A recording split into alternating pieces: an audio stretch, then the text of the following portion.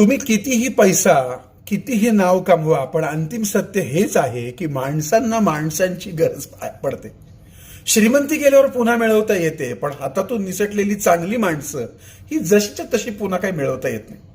आपली माणसं, आपला विचार करणारी, आपल्यावर प्रेम करणारी माणसं असतील तर आपल्याला खूप आधार वाटतो आणि मानसिक शांतता मिळते. आणि असा आधार असेल, मानसिक शांती असेल तर सर्व काही गोड गोड वाटतं.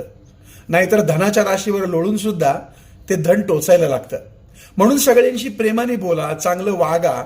कारण तुमचं शरीर सुंदर असलं आणि नसलं, पण जर तुमचे शब्द सुंदर असले तर तुमचा चेहरा लोक विसरतील, पण तुमच्या शब्दांना कधी विसरणार नाहीत. त्यामुळं केवळ बोलण्यामुळं आणि शब्दामुळं महाभारत घडलंय लक्षात घ्या. केवळ बोलण्यामुळं अनेक देवी देवता शापित झाले आहेत. त्यामुळे आपलं बोलणं जर संयमित नसेल तर आपलं जीवन हे असंयमित होतं, हे मात्र नक्की.